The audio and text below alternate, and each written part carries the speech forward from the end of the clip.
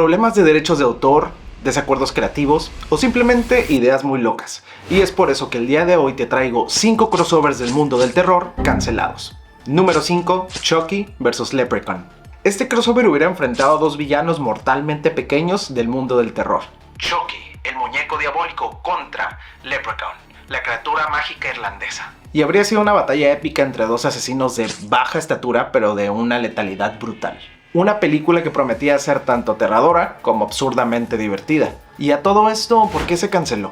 Resulta que los derechos de autor afectaron completamente a este crossover. Además de que también había dificultades para encontrar un tono que funcionara para ambos personajes. Y esto llevó a la cancelación de este crossover. Número 4, el ya conocidísimo Freddy vs Jason vs Ash. Yo creo que este es el crossover cancelado más conocido por todos. Después del gran éxito que tuvo Freddy contra Jason en 2003, rápidamente se planeó la secuela, donde incluirían a Ash Williams de Evil Dead.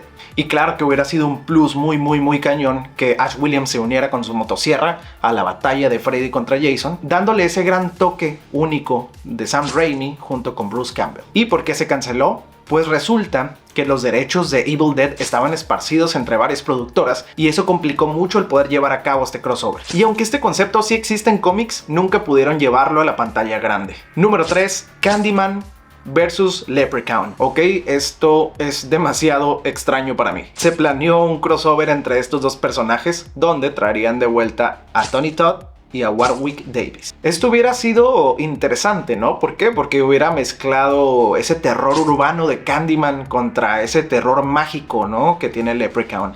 Eso hubiera sido como una mezcla quizá extraña, pero que pudiera haber funcionado. Pero sigo sin imaginarme cómo hubiera sido ese Candyman con Leprechaun, ¿no? Creo que hubiera sido un contraste bastante interesante. Yo creo que pudo haber sido mucho bloqueo creativo el cómo estos dos personajes iban a fusionarse de manera buena, ¿no? Y bueno, ¿por qué se canceló? Es muy gracioso porque Tony Todd le echó un vistazo al guión y en cuanto lo leyó, no quiso tener nada que ver con este proyecto. Sin uno de sus actores principales, este proyecto murió antes de comenzar. Yo creo que Tony se dio cuenta que, a pesar de que pudo haber sido muy divertido este crossover, definitivamente hubiera sido un desastre. Número 2, Freddy vs Chucky, Child's Play on Elm Street.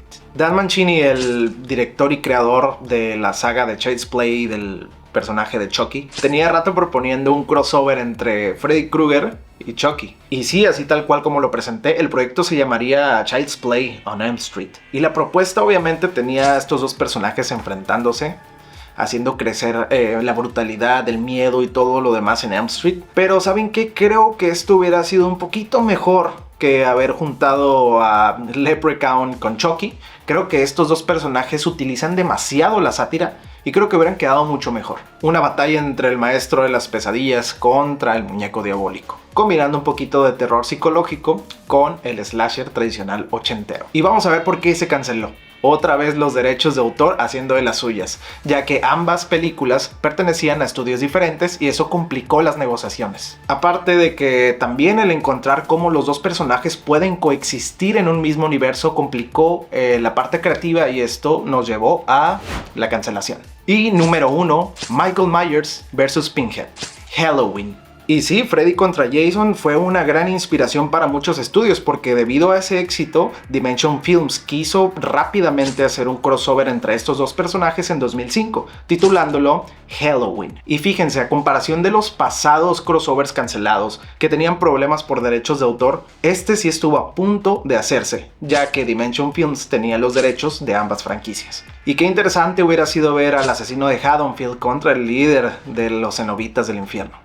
Pero bueno, ¿por qué se canceló este crossover? Resulta que los fans de Hellraiser y los fans de Halloween no estaban nada interesados en que se llevara a cabo este crossover. Además de que también tenían problemas creativos para llevar a cabo la idea del guión final. La mala recepción de los fans y los problemas creativos hicieron que este crossover no diera luz nunca. Sin duda, el crossover de Freddy contra Jason es un parteaguas muy grande en el mundo del terror. Creo que fue inspiración para varias productoras, para varios directores el querer hacer un crossover que replicara ese gran éxito que tuvo Freddy contra Jason. A veces los crossovers son muy complicados porque el gran enemigo que tienen son los derechos de autor.